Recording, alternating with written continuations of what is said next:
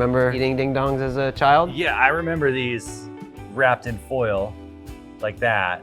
Right. We did this. Now, for some reason, they're in this plastic, which just doesn't hold the same nostalgia for me. So we are on a quest to try to replicate this, and we decided to make a fall flavored pumpkin ding dong. We're gonna make it better. We're gonna make a better cake, a better filling, and a tastier chocolate glaze. To make this chocolate cake batter, we're gonna employ the creaming method. Creaming method is when you cream butter and sugar together till it's light and fluffy. Then you add some eggs, and then you come in with your dry mixture. So let's get it going. Butter goes to the bottom of the mixing bowl. It needs to be soft. We're gonna add the brown sugar. I like to add the vanilla extract at this point with the butter and the sugar. So it's important to sift your dry ingredients when making a cake batter. And so if you don't sift your flour, you're gonna end up with little chunks and lumps. All right, so the butter, sugar, and vanilla extract has been creaming for about 5 minutes. Now we're gonna add the eggs. Room temperature eggs, gonna add them one at a time. Why room temperature? So if you put in a cold egg to this butter that we've creamed so nice, it will break and be little chunks of butter. Drop in the last egg. This has been whipping for 5 minutes. Check it out. You keep doing that so quick, I think it's gonna start flying everywhere. And when it comes to creating that perfect emulsion, making cakes, you add this in 3 additions, just so you have a nice, smooth, even mixture and everything is a fluid batter. We got our water boiling back there. That's the last addition, so make sure that's going. I start off with a little flour, a third of it, and then we'll put in a third of the pumpkin. We'll stop the mixer, we'll scrape down, make sure the paddle's scraped down, and then we'll repeat 2 more times until all the dry ingredients and the pumpkin are incorporated into the batter. So why boiling hot water, not just cold water or milk? The boiling water really helps to hydrate and make a nice smooth batter emulsion. We're gonna start by going right down the side of the bowl very slowly. Don't wanna do this too fast. That's it, stop. Looks pretty silky. Okay, so we've got a 9 by 13 inch cake pan. It's been sprayed and lined with parchment paper. Pour in your batter. Make sure you leave a little bit in the bowl for me to lick out, all right? You can lick the spatula, dude. Spatula, all right. And then we have a preheated oven that's at 350 degrees. We're gonna bake this till it's done, about 35 minutes. A freshly baked cake that has been cooled to room temperature is a lot easier to handle on the surface area. It's dry, it's not tacky. If I was to let this sit overnight or in the fridge, it just gets a little stickier, a little bit harder to handle, a little bit messier. Just need to bake it till it springs back or something inserted like a toothpick comes out nice and clean. I usually just give it a little bounce test till it springs back. And we'll save this for the scraps. You can marry the filling with the cake and make a trifle or cake balls.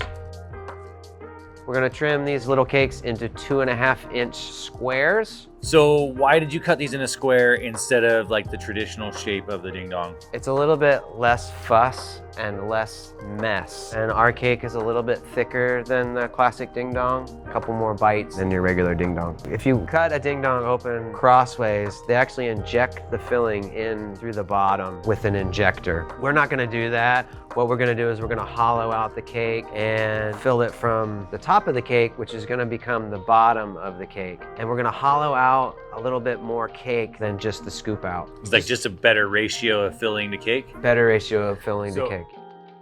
Time to hollow out these little cakes so we can put filling in them. We're gonna use a ring cutter. We wanna cut each of these little coins off flush at the bottom. That gives us even more room for filling. Once you have the coins cut, then we're going to start by hollowing out these. And you're gonna gently go into each corner and gently pull. So are you going in past the ring on there or just going straight Going down? in past the ring just a touch. Oh, okay. Part 1 of 3 is done? Yeah. Onto the filling. So we're gonna make the pumpkin filling. We start off by making an Italian meringue with brown sugar. We're gonna add some water, give it a little swizzle, and then we're gonna cook it to 244 degrees Fahrenheit. So we got a clean, dry bowl, clean, dry whip. It's important that no fat comes in contact with the meringue or it deflates. So I'm gonna go ahead and start the egg whites whipping. We're gonna go right down the side of the bowl. So we're gonna whip this until it's cooled down to room temperature. You'll be able to touch the side of the bowl. It'll be cool to touch. So next we're gonna mix in all of our flavorings. Canned pumpkin, vanilla extract, salt to season it up, and then our pumpkin pie spice. And now we're whipping cream, and we're gonna fold the two together. A quick and easy way to do that is to take a little bit of this, whip it into the cream, and then take that cream mixture and put it back. It's a form or a method of tempering. We're not gonna use all of it, but most of it. So we'll just fill the bag up. I like to pipe right into the corner. That way you get it all the way filled, and don't fill it all the way to the very top. Leave a little bit of room for the plug. This goes in the cooler to chill for about an hour. All right, in the fridge we go. Now we're gonna make our chocolate glaze. 3 ingredients, 1 pot. We've got a coating chocolate. The cool thing about coating chocolate is it doesn't require tempering. You can remelt it, strain it. You can use it over and over again. We're gonna make it taste a little bit better with some dark chocolates. Then we're gonna add some coconut oil. I like to use the coconut fat because it does set up a little firmer when it's chilled. The straining is just a precaution to make sure it's absolutely fluid. At this point, you've got 3 recipes. We're just assembling them into one thing now, right? Yeah, let's do it. The ugly side is on the top here, but when we dip it, let it drip just a little bit, it's gonna become the bottom. Once we get them all dipped, we're just gonna pop it back into the cooler about 5 or 10 minutes. So we put our coat on, we put it in the cooler to chill, and you flip them over.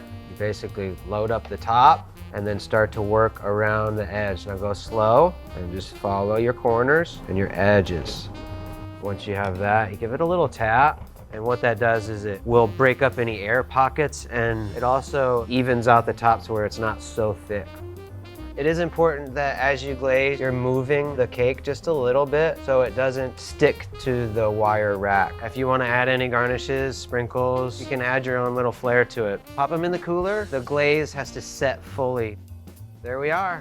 Better cake, fresher filling, delicious chocolate. The pumpkin ding dong. Ding dong. Whoa, no, ding dong. Ding dong.